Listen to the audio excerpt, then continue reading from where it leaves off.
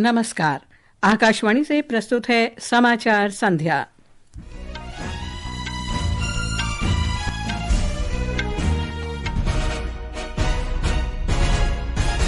प्रधानमंत्री नरेंद्र मोदी मॉरिशस के राष्ट्रीय दिवस समारोह में शामिल होने के लिए 2 दिन की यात्रा पर आज रात रवाना होंगे। श्री मोदी ने हिंद महासागर क्षेत्र के विकास और सुरक्षा के लिए मॉरिशस के साथ संबंधों को मजबूत करने पर बल दिया। संसद ने रेलवे संशोधन विधेयक 2024 पारित किया। विधेयक में रेलवे बोर्ड की कार्यप्रणाली और स्वतंत्रता को बढ़ाने की मांग की गई।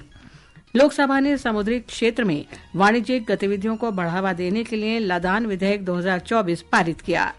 राष्ट्रपति द्रौपदी मुर्मू ने छात्रों से रोजगार पाने की जगह देने की मानसिकता अपनाने का आह्वान किया।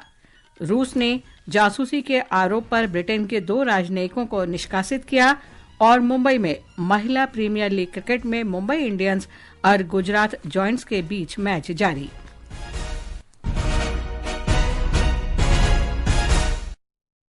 समाचार संध्या के साथ मैं लवलीन निगम।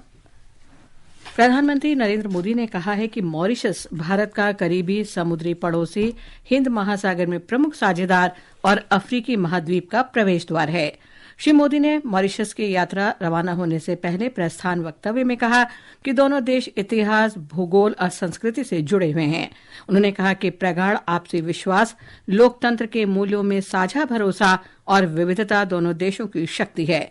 श्री मोदी आज देर रात 2 दिन की यात्रा पर मॉरिशस रवाना होंगे। ब्यौरा हमारे संवाददाता से। मॉरिशस में अपने प्रवास के पहले दिन कल 11 मार्च को प्रधानमंत्री नरेंद्र मोदी मॉरिशस के पहले प्रधानमंत्री सर शिवसागर रामगुलाम और सर अनिरुद्ध जगन्नाथ की समाधि पर श्रद्धांजलि अर्पित करेंगे। इसके बाद श्री मोदी मॉरिशस के राष्ट्रपति धर्म गोकुल के साथ मुलाकात करेंगे। प्रधानमंत्री कल शाम मॉरिशस में कम्युनिटी इवेंट में भाग लेंगे। इसके बाद कल प्रधानमंत्री श्री मोदी मॉरिशस के प्रधानमंत्री नवीन चंद्र रामगुलाम के साथ मुलाकात करेंगे। अपनी मॉरिशस यात्रा के दूसरे दिन प्रधानमंत्री मॉरिशस के राष्ट्रीय दिवस पर होने वाले समारोह में मुख्य अतिथि के रूप में शामिल होंगे। श्री मोदी की इस यात्रा के दौरान भारत और मॉरिशस के बीच समुद्री सुरक्षा, क्षमता निर्माण और व्यापार सहित विभिन्न क्षेत्रों में अनेक समझौते भी होंगे। विकल्प शुक्ला, आकाशवाणी समाचार, मॉरिशस। संसद ने रेलवे संशोधन विधेयक 2024 पारित कर दिया है। विधेयक को आज राज्यसभा ने मंजूरी दी। लोकसभा ने इसे पिछले वर्ष ही मंजूरी दे दी थी। विधेयक का उद्देश्य रेलवे अधिनियम 1989 में संशोधन करना है। रेल मंत्री अश्विनी वैष्णव ने कहा कि रेलवे बुनियादी ढांचे के आधुनिकीकरण, प्रौद्योगिकी अपनाने और सुरक्षा में सुधार पर ध्यान केंद्रित करते हुए निरंतर सुधार कर रहा है। उन्होंने कहा कि पिछले 11 वर्ष में 34,000 नई पटरियां बिछाई गई हैं। श्री वैष्णव ने कहा कि इस दौरान 45,000 किलोमीटर रेल लाइन का विद्युतीकरण किया गया है।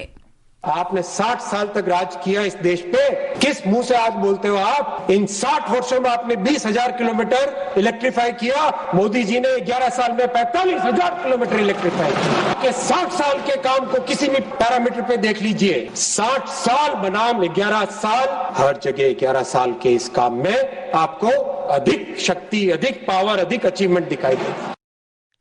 हमारे संवाददाता ने बताया है कि विधेयक का उद्देश्य रेलवे बोर्ड की शक्ति बढ़ाना और कार्यप्रणाली तथा स्वतंत्रता को बढ़ाना है।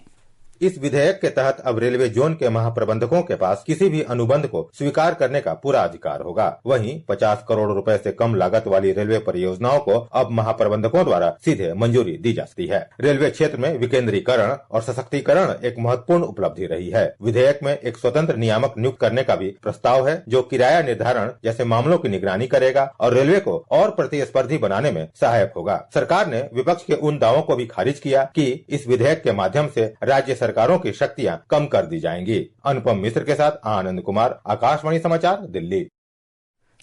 लोकसभा ने लदान विधेयक 2024 पारित कर दिया है। ये विधेयक लदान जारी करने के लिए कानूनी ढांचा प्रदान करने वाले भारतीय लदान अधिनियम 1856 का स्थान लेगा। पत्तन, पोत परिवहन और जलमार्ग मंत्री सर्बानंद सोनोवाल ने कहा कि ये विधेयक पोत परिवहन क्षेत्र के लिए विशेष रूप से व्यापार और वाणिज्यिक गतिविधियां बढ़ाने के लिए बहुत महत्वपूर्ण है।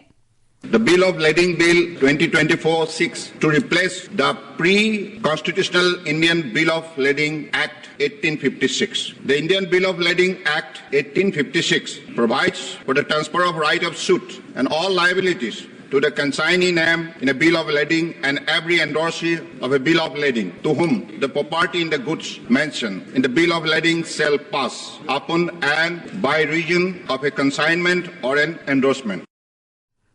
श्री सोनोवाल ने कहा कि ये विधेयक प्रधानमंत्री नरेंद्र मोदी के परिवर्तनकारी दृष्टिकोण के अनुरूप है। बजट सत्र के दूसरे चरण के पहले दिन आज संसद के दोनों सदनों में शोर शराबा हुआ। तमिलनाडु में राष्ट्रीय शिक्षा नीति पर अमल को लेकर लोकसभा में शिक्षा मंत्री धर्मेंद्र प्रधान की टिप्पणी पर डीएमके और कांग्रेस सांसदों ने विरोध प्रदर्शन किया।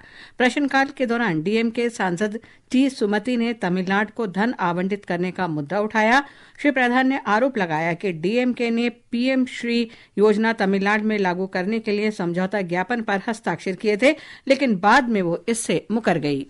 इनके पास कोई तथ्य नहीं है, ये केवल एक हो हल्ला करके एक विषय को भ्रमित करना चाहते हैं। जो चर्चा तमिलनाडु शासन के साथ पिछले दिनों में भारत सरकार की हुई है, जिसमें एक समझौते की रास्ता भी निकला था, उसी रास्ते पे तमिलनाडु सरकार राजी हो जाए। उनको अभी भी उनकी पीएम श्री की जो एलोकेशन है उसको देने में हमें कोई आपत्ति नहीं है। सरकार ने वर्तमान वित्त वर्ष में 51,462 करोड़ रुपए अतिरिक्त व्यय करने के लिए संसद से अनुमति मांगी है। वित्त मंत्री निर्मला सीतारामन ने आज लोकसभा में दूसरे चरण की अनुपूरक अनुदान मांग पेश की। ये समाचार आकाशवाणी से प्रसारित किए जा रहे हैं। ये आकाशवाणी है। राष्ट्रपति द्रौपदी मुर्मू ने छात्रों से रोजगार पाने के स्थान पर देने की मानसिकता अपनाने का आह्वान किया। उन्होंने कहा कि समय की मांग के अनुसार शिक्षा प्रणाली में महत्वपूर्ण परिवर्तन के लिए राष्ट्रीय शिक्षा नीति 2020 लागू की गई है। हरियाणा में हिसार के गुरु जम्बेश्वर विज्ञान और प्रौद्योगिकी विश्वविद्यालय के दीक्षांत समारोह में राष्ट्रपति ने विश्वास व्यक्त किया कि नई शिक्षा नीति से विद्यार्थियों में मौलिक सोच और रचनात्मक क्षमता में वृद्धि होगी तथा रोजगार के बेहतर अवसर प्रदान होंगे। शिक्षा आपको रोजगार के योग्य बनाने के साथ साथ सामाजिक जिम्मेदारियों के प्रति जागरूक भी कराती है। उद्यमशीलता की मानसिकता आपको अवसरों की पहचान करने, जोखिम उठाने और मौजूदा समस्याओं के रचनात्मक समाधान खोजने में सक्षम बनाती है। केंद्र ने कहा है कि प्रयागराज में हाल ही में संपन्न महाकुंभ के दौरान त्रिवेणी संगम पर गंगा का पानी स्नान के लिए उपयुक्त था। पर्यावरण मंत्री भूपेंद्र यादव ने केंद्रीय प्रदूषण नियंत्रण बोर्ड की रिपोर्ट का हवाला देते हुए आज लोकसभा में ये जानकारी दी। सरकार ने कहा है कि ई श्रम पोर्टल पर 30 करोड़ 68 लाख से अधिक असंगठित कामगार पंजीकृत हो चुके हैं। असंगठित कामगारों का एक व्यापक राष्ट्रीय डेटाबेस बनाने के लिए वर्ष 2021 में यह पोर्टल शुरू किया गया था। लोकसभा में श्रम और रोजगार राज्य मंत्री शोभा करंदलाजे ने कहा कि कुल पंजीकृत कामगारों में 53% से अधिक महिलाएं हैं।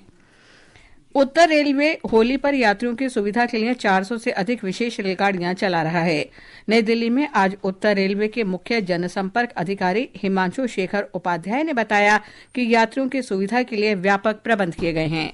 तो इस बार उत्तर रेलवे द्वारा 400 से ज्यादा अनाउंस्ड स्पेशल ट्रेन का संचालन किया जा रहा है। ये वो स्पेशल ट्रेन हैं अनाउंस्ड जो उत्तर रेलवे द्वारा चलाई जाएंगी। इसके अलावा जो और रेलवे के द्वारा जैसे east central railway, north central railway, southern railway, ऐसे अलग अलग जो रेलवे जोन है उनके द्वारा जो ट्रेन चलाई जाएंगी नॉर्दर्न रेलवे की तरफ वो अलग है। ट्रेन ऑन डिमांड भी चलाई जाएंगी। ये समाचार हमारी वेबसाइट www.newsonair.gov.in और हमारे न्यूज ऑन एआईआर ऐप पर भी उपलब्ध हैं। समाचार संध्या में आपका फिर स्वागत है। रूस ने आज ब्रिटेन के 2 राजनयिकों को जासूसी के आरोप में 2 सप्ताह के भीतर देश छोड़ने का आदेश दिया है। राजनयिकों पर गलत व्यक्तिगत डाटा प्रदान करने और राष्ट्रीय सुरक्षा को खतरा पहुंचाने का आरोप लगाया गया है, लेकिन उनके खिलाफ कोई सबूत नहीं दिया गया। इस बीच ब्रिटेन के विदेश मंत्रालय ने रूस के आरोपों को खारिज करते हुए इसे दुर्भावनापूर्ण और निराधार बताया।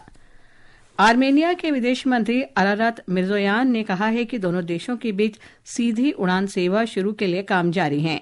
श्री मिर्जोयान ने आज नई दिल्ली में सप्रो हाउस व्याख्यान में कहा कि आर्मेनिया के अंतर्राष्ट्रीय उत्तर दक्षिण परिवहन गलियारा परियोजना और चाबहार बंदरगाह विकास मिशन के साथ बातचीत और सहयोग बढ़ाने में गहरी दिलचस्पी है। प्रधानमंत्री नरेंद्र मोदी ने गायक गरिमेला बालकृष्ण प्रसाद के निधन पर शोक व्यक्त किया है। श्री मोदी ने कहा कि गरिमेला बालकृष्ण प्रसाद की प्रस्तुतियों ने असंख्य दिलों को छुआ है। शास्त्रीय भक्ति गायक गरिमेला बालकृष्ण प्रसाद का कल निधन हो गया था। मध्य प्रदेश में शिवपुरी जिले में स्थित माधव राष्ट्रीय उद्यान को प्रदेश का नया बाघ अभ्यारण्य घोषित किया गया है। मुख्यमंत्री मोहन यादव और संचार मंत्री ज्योतिरादित्य सिंधिया ने आज एक बाघिन को अभ्यारण्य में छोड़ा। मुख्यमंत्री ने उद्यान की सुरक्षा के लिए बनाई गई 13 किलोमीटर लंबी दीवार का भी लोकार्पण किया। महाराष्ट्र के उप मुख्यमंत्री अजित पवार ने महाराष्ट्र विधानसभा में वित्त वर्ष 2025-26 के लिए बजट पेश किया। इसमें उद्योग, बुनियादी ढांचा, कृषि और संबद्ध क्षेत्रों के लिए प्रमुख प्रावधान किए गए हैं। श्री पवार ने कहा कि बजट प्रस्ताव विकसित भारत, विकसित महाराष्ट्र के उद्देश्य से तैयार किया गया है। छत्तीसगढ़ के दुर्ग जिले में प्रवर्तन निदेशालय आबकारी नीति घोटाले मामले में 14 स्थानों पर तलाशी अभियान चलाया। पूर्व मुख्यमंत्री भूपेश बघेल, उनके बेटे और करीबी सहयोगियों के आवासों पर तलाशी ली गई। ये घोटाला विभिन्न योजनाओं के माध्यम से गबन की गई कुल 2000 करोड़ रुपए से संबंधित है। और अब आर्थिक जगत की खबरों के साथ हैं मनोज पाठक। बॉम्बे स्टॉक एक्सचेंज का सेंसेक्स आज 217 अंक घटकर 74,115 पर बंद हुआ। उधर नेशनल स्टॉक एक्सचेंज का निफ्टी 50 92 अंक घटकर 22,460 दर्ज हुआ। अंतर बैंकिंग विदेशी मुद्रा बाजार में $1 की तुलना में रुपया 45 पैसे कमजोर होकर 87 रुपए 33 पैसे पर बंद हुआ। महिला प्रीमियर लीग क्रिकेट में आज मुंबई इंडियंस ने गुजरात जायंट्स को 180 रन का लक्ष्य दिया है। मुंबई इंडियंस ने निर्धारित 20 ओवर में 6 विकेट पर 179 रन बनाए। अंत में मुख्य समाचार एक बार फिर। प्रधानमंत्री नरेंद्र मोदी मॉरिशस के राष्ट्रीय दिवस समारोह में शामिल होने के लिए 2 दिन की यात्रा पर आज रात रवाना होंगे। श्री मोदी ने हिंद महासागर क्षेत्र के विकास और सुरक्षा के लिए मॉरिशस के साथ संबंधों को मजबूत करने पर बल दिया। संसद ने रेलवे संशोधन विधेयक 2024 पारित किया। विधेयक में रेलवे बोर्ड की कार्यप्रणाली और स्वतंत्रता को बढ़ाने की मांग की गई। लोकसभा ने समुद्री क्षेत्र में वाणिज्यिक गतिविधियों को बढ़ावा देने के लिए लदान विधेयक 2024 पारित किया। राष्ट्रपति द्रौपदी मुर्मू ने छात्रों से रोजगार पाने की जगह देने की मानसिकता अपनाने का आह्वान किया। रूस ने जासूसी के आरोप पर ब्रिटेन के 2 राजनयिकों को निष्कासित किया।